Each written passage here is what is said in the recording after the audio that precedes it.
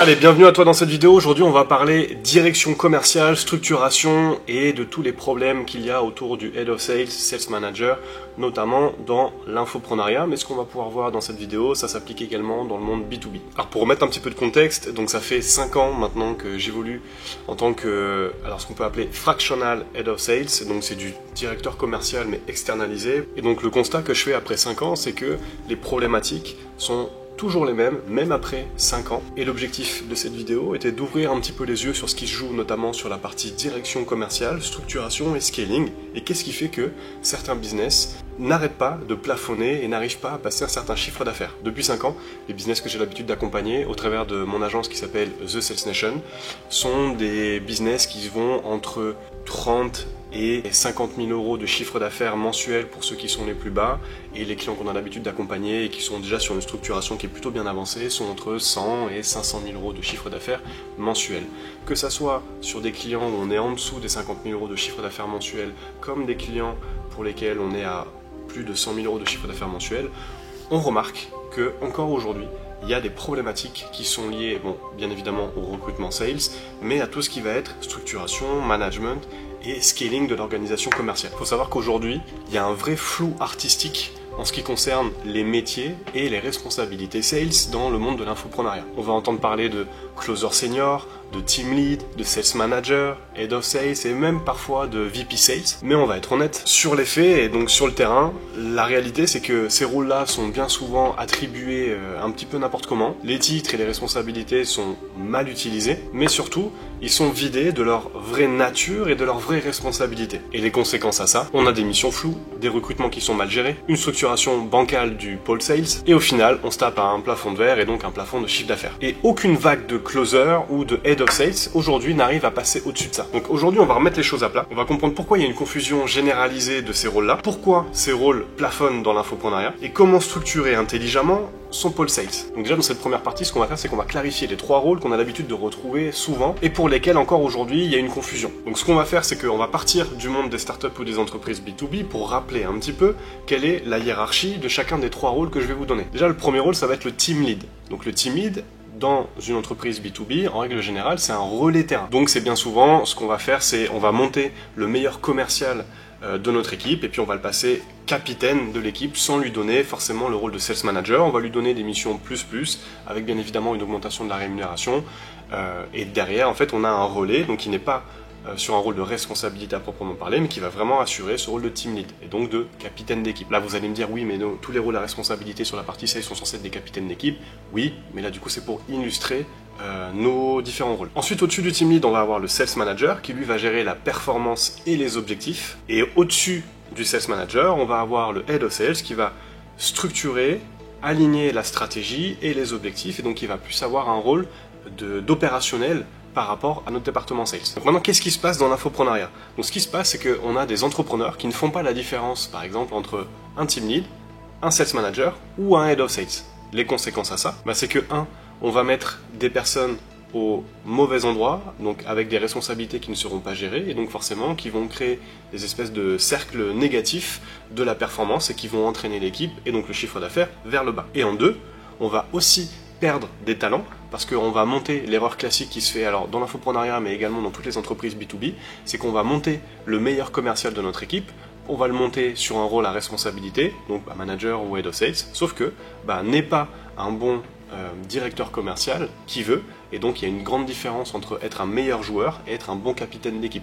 C'est pour ça que par exemple on prend souvent l'exemple de Michael Jordan qui était un très bon joueur, mais par contre d'un point de vue capitaine d'équipe n'arrivait pas à atteindre les objectifs et emmener toute son équipe vers la performance. Cette erreur-là, elle est classique parce qu'on a tout simplement envie de donner plus de responsabilités pour valoriser le talent, sauf que à vouloir valoriser sur une montée hiérarchique, derrière en fait on peut se retrouver avec une double peine, c'est-à-dire une performance qui est tirée vers le bas et en plus un talent qui va être démotivé et qui va partir de l'entreprise parce que il ne s'y retrouve plus lui-même. Et maintenant, si on pousse un petit peu plus loin et qu'on regarde les enjeux et les problématiques macro au niveau des business en eux-mêmes, on a 3 problèmes majeurs qui se dessinent. Le premier, et celui-là il est fortement vécu et il est très présent notamment dans le business de l'infoprenariat, c'est qu'on a une perte de légitimité des profils sales dans l'organisation et donc sur le pôle vente. En 2, on a un pilotage défensif et non proactif du revenu, et ça on en reviendra plus tard dans la vidéo. Et en 3, on a un espèce de sentiment et une réalité de stagnation chez les commerciaux en eux-mêmes. Ce qui fait que, étant donné que le travail en lui-même est déjà assez compliqué comme ça, si en plus on crée de la stagnation au niveau des profils, on crée naturellement un turnover de l'équipe et donc on est obligé régulièrement de devoir recruter encore et encore de nouveaux talents. Avant qu'on passe sur l'explication concrète des 3 rôles, Team Lead, Sales Manager et Head of Sales, on va voir un autre point qui est ultra important et qui va expliquer aussi qu'est-ce qui fait que c'est un petit peu le bordel dans les business, notamment de l'infoprenariat. C'est l'explication de pourquoi ça plafonne aujourd'hui sur la partie sales. Alors l'explication, elle va être ultra simple.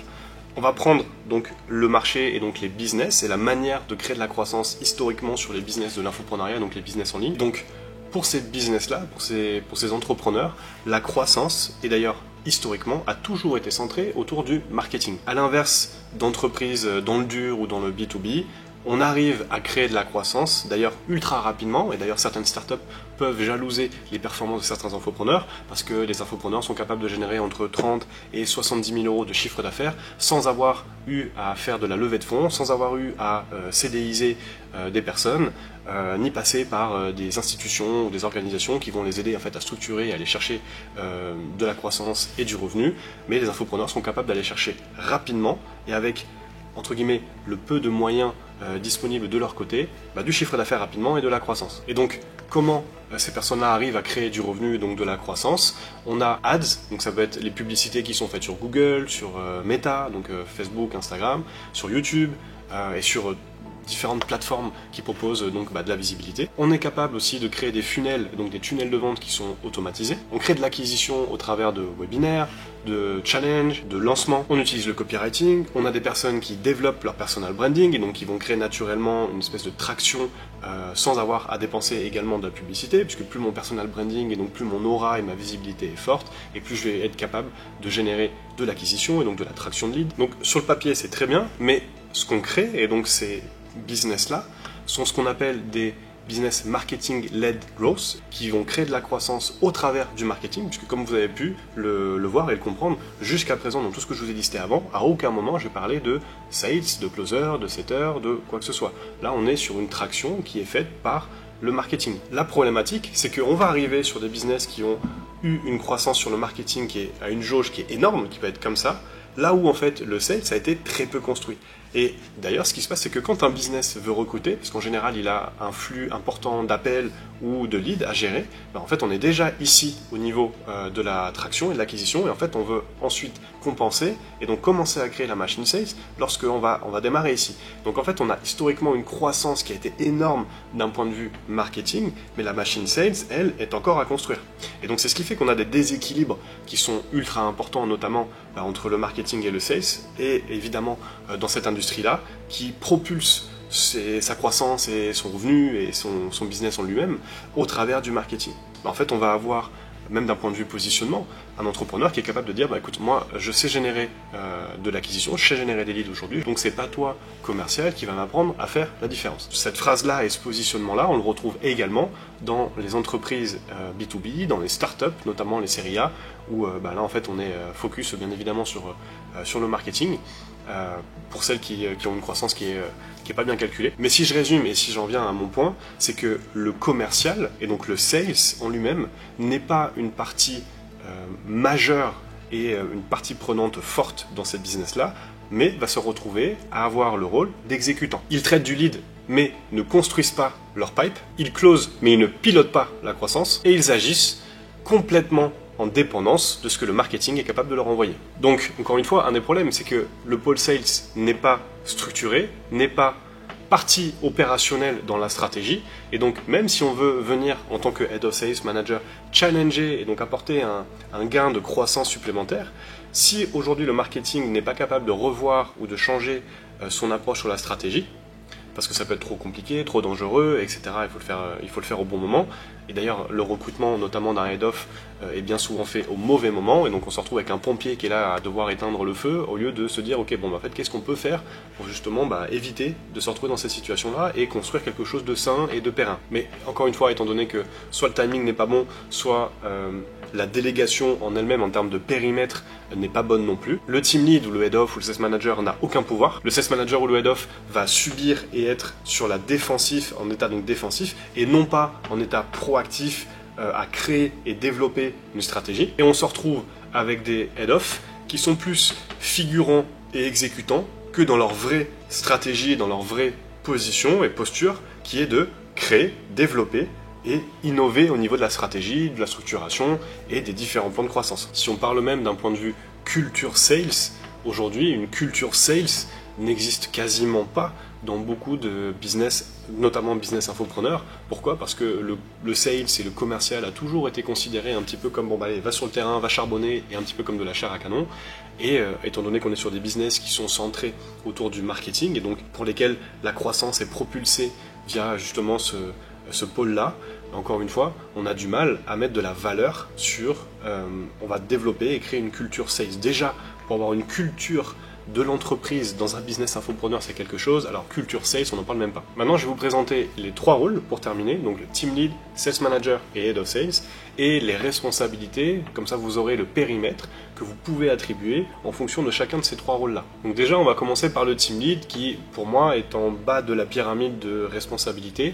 Pourquoi? Parce que en fait, on est, comme on l'a dit tout à l'heure en début de vidéo, sur un relais terrain, et donc on est sur un rôle un petit peu hybride entre je suis commercial et j'ai des fonctions un petit peu plus par rapport à ce que je fais sur mon rôle classique de commercial. Peu importe les 3 niveaux sur lesquels vous serez, team lead, sales manager ou head of sales, il faut bien comprendre que pour passer et donner de la responsabilité à un commercial et donc le faire monter entre guillemets en grade, il faut déjà que ce commercial-là ait prouvé que il savait être performant dans votre entreprise, sur votre produit, et qu'en plus, il corresponde aux valeurs de votre entreprise. Parce qu'étant donné que, en fait, on veut se projeter sur du long terme, on a envie de garder le talent le plus longtemps possible. Et donc déjà, il faut qu'on s'assure que, il y a un fit au niveau de la performance et qu'il est capable, de comprendre, de créer cette performance-là, et ensuite de la dupliquer, modéliser pour l'équipe qu'il va pouvoir gérer, mais on veut aussi qui correspondent aux valeurs de l'entreprise et que vous puissiez avoir quelqu'un de confiance et non quelqu'un qui va vous rajouter de la charge supplémentaire. Donc là, le team lead va prendre le lead sur l'équipe qu'il gère. En général, entre 2 et 5 sales, donc closers dans l'équipe, le team lead va pouvoir prendre le rôle de capitaine sur cette équipe-là. Attention, s'il est closer, aujourd'hui il peut devenir team lead, mais de la partie closing. C'est plus compliqué d'avoir un team lead qui gère à la fois des closers et à la fois des setters. Là, on est sur un rôle qui va dépasser ses responsabilités, notamment son temps. Et donc, à ce moment-là, il faudra le passer sales manager ou head of, mais qu'il se concentre à être team lead là où en fait il est le plus performant. Et donc, s'il est sur la partie closing et top performer, à ce moment-là, on va le passer team lead sur la partie closing. Par contre, ce qui est super important, c'est qu'il n'a pas un rôle stratégique fort. Ce que ça veut dire, c'est que je n'attends pas de mon team lead qu'il me structure mon pôle. C'est pas ce que j'attends de lui. Là, en fait, mon team lead, il va continuer à faire son chiffre, mais il va aider ses commerciaux et donc ses closers à augmenter leur performance. Donc je vous ai listé quelques responsabilités qu'il va pouvoir avoir. Accompagner des juniors, donc des nouveaux qui vont venir, donc il va s'occuper par exemple de l'onboarding, il va s'occuper de faire le shadowing de ces commerciaux-là, il va leur donner du feedback, mais il va aussi donner du feedback sur les calls des autres closers de l'équipe. Il va suivre l'activité de l'équipe, donc encore une fois, attention, on appelle ça suivre, je ne dis pas que c'est lui qui va devoir prendre la totale responsabilité des performances. Suivre, c'est ok. Là, je vois que Sylvie, par exemple, est en retard par rapport au reste de l'équipe. Donc, je vais mettre mon focus, moi, en tant que team lead, sur Sylvie pour comprendre, en fait, qu'est-ce qui bloque. Je vais aussi pouvoir lui demander de me faire des remontées terrain. Et donc, en général, le team lead va remonter au CEO parce qu'on n'a pas de mid manager dans l'équipe, donc c'est soit on a un team lead, soit on a un sales manager ou head of, ou on n'a rien, d'accord. Donc en général on a le team lead et qui va reporter au CEO, mais on va aussi avoir le team lead qui va être capable de remonter soit au marketeur qui gère l'équipe ou directement à l'agence marketing. Ça va être très précieux puisque du coup le team lead va être capable d'apporter des insights terrain au marketing ou au CEO, pour qu'ensuite et l'agence marketing et le CEO puisse prendre des décisions et puis ensuite ajuster. Et c'est aussi le team lead qui va être capable d'animer l'équipe au travers de rituels, challenges, animations, etc. J'aime bien ce rôle de transition puisqu'il permet aussi aux closers de se rendre compte un petit peu, si c'est la première fois, de ce que ça fait que d'avoir des responsabilités, de devoir gérer une équipe. Donc il pourra aussi se rendre compte du temps que ça prend, il pourra aussi se rendre compte que en fait, le fait de dépendre que la performance de l'équipe dépend partiellement quand même de lui, c'est un autre enjeu de responsabilité. Et est-ce qu'il est à l'aise avec ça ou pas? Il pourra aussi se rendre compte de c'était bien d'avoir les copains autour de soi quand on était closer, mais en fait quand je prends le relais et que je me rends compte qu'en fait il faut que ces personnes-là appliquent ce que je leur dise, elles ne le font pas, c'est aussi un enjeu managérial qui est complexe. On va rajouter aussi à ça que la plupart des gens qui vont prendre le rôle de team lead ou auxquels on va donner le rôle de team lead sont des closers en général qui ont des atomes assez crochus avec les closers ou en tout cas les sales qui sont autour d'eux, ce qui fait que ça vient complexifier la partie management parce qu'on a beaucoup de head-off, sales manager ou team lead qui prennent un pas d'un point de vue responsabilité mais qui ont du mal à gérer l'affect et donc à prendre leur posture par rapport à leurs collègues. Maintenant, on va passer à la strate supérieure, on va voir le sales manager. Donc à partir du moment où là on est sur du sales manager, pour moi vous retirez cette personne-là du rôle de il faut qu'il prenne des calls. Okay, c'est super important. Pourquoi? Parce que normalement, à partir du moment où on commence à prendre nos rôles de sales manager, là en fait on a beaucoup moins de temps d'assumer les deux. Donc là le sales manager il va piloter l'équipe.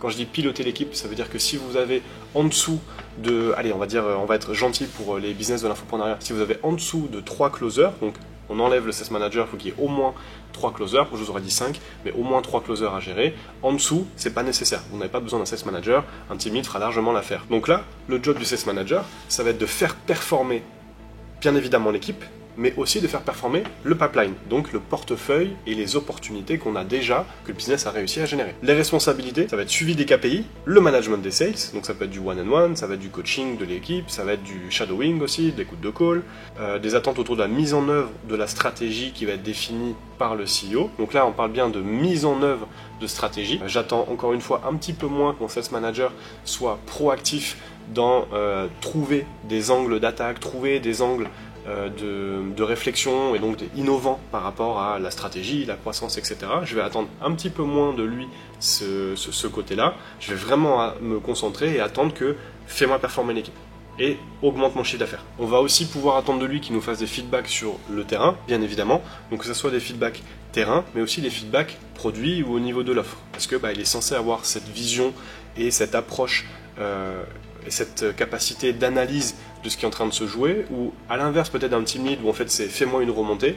Là on va voir le sales manager qui est censé déjà être capable de lire, analyser et ensuite de déduire déjà des éléments et des pistes de réflexion pour, encore une fois, créer du revenu. Donc là, le sales manager est ce qu'on appelle un manager du quotidien, où en fait il va exécuter la stratégie qui aura été définie soit par le CEO ou bien évidemment le marketing, mais également la stratégie qui aura été déterminée et dessinée par le Head of Sales. Et donc on en arrive à la dernière strate qui est le Head of Sales, où là pour moi le Head of Sales c'est lui qui va être garant de la vision et de la stratégie commerciale du business. C'est un rôle qui est particulièrement clé parce que, déjà on a compris que les business en ligne fonctionnaient énormément par silo et que en fait en plus d'être déjà le garant d'une bonne stratégie de croissance commerciale, on va attendre d'un Head of Sales qui prenne un petit peu le rôle et le lead sur l'alignement de nos différents pôles. Donc on va avoir l'alignement entre ce que veut le CEO, ce que l'agence marketing lui a dit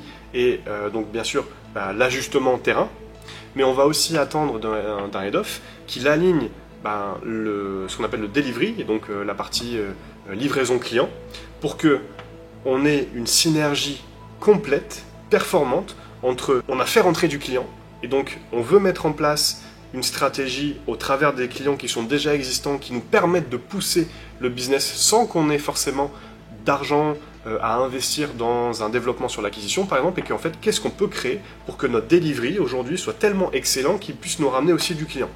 Donc là c'est le head-off qui va devoir aussi apporter des insights là-dessus pour être capable de nourrir le développement de la croissance.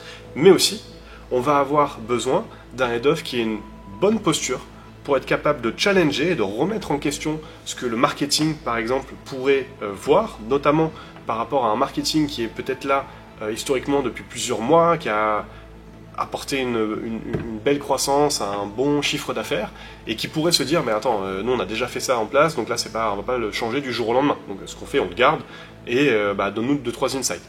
Là, on veut vraiment quelqu'un qui est capable, en fait, de, entre guillemets, challenger ce statu quo, challenger un petit peu ce problème de posture et de positionnement qu'il y a entre les services, notamment avec un marketing qui ne serait pas forcément proactif ou volontaire dans un alignement de la stratégie. Et donc on a besoin de quelqu'un qui soit capable d'avoir cette posture-là. Donc pour moi, on a besoin d'avoir quelqu'un qui a déjà de l'expérience, qui a déjà vécu et qui est passé par les différentes phases de croissance que le business soit a déjà passé, soit va passer. Exemple, si on a un business qui est à 70 000 € de chiffre d'affaires mensuel, on sait très bien qu'on va avoir une période de chaos qui va arriver au-dessus des 100, 120 000 € de chiffre d'affaires et qu'on aura encore une phase de chaos qui va arriver au-dessus des 150, 200, 300, etc.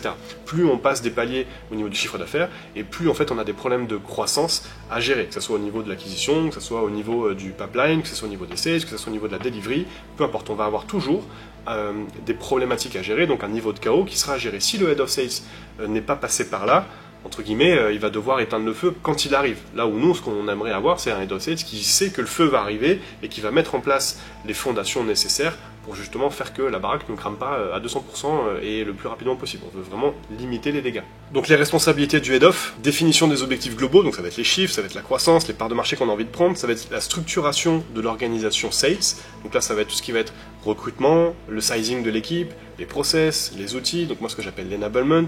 On va aussi avoir besoin d'alignement avec le marketing. On va avoir besoin de déployer le sales enablement qui est sous-estimé aujourd'hui. Le sales enablement, déjà dans les entreprises B2B, voire start-up, c'est quelque chose qu'on considère comme un nice to have, mais pas un must have, et c'est bien dommage parce que c'est le sales enablement aujourd'hui qui, en tout cas de notre côté, permet de générer une croissance très importante très rapidement et en plus de créer une culture sales, d'aligner la performance, de la modéliser et d'être capable en fait de créer rapidement des résultats, notamment au niveau du pôle sales. Donc comme vous l'avez compris, il y a du taf. Je tenais à faire cette vidéo pour donner un peu plus de clarté parce que dans le marché, en tout cas dans lequel certains head-off peuvent évoluer, même si demain, là aujourd'hui, vous êtes par exemple closer ou SDR, AE et que vous souhaitez monter, je pense que c'est important aussi que vous puissiez comprendre un petit peu ce qui joue dans les coulisses et des complexités qu'il y a à gérer.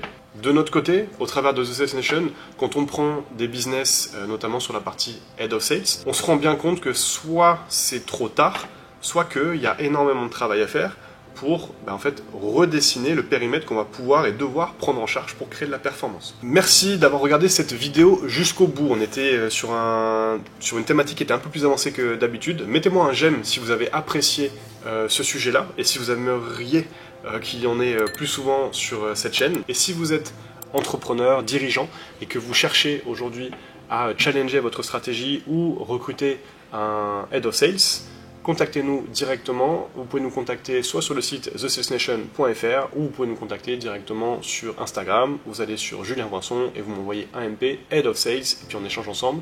On pourra également vous faire un audit gratuit de votre business pour voir si en fait c'est le bon moment pour vous, comme pour nous, de travailler ensemble. Allez, on se retrouve très bientôt pour une prochaine vidéo.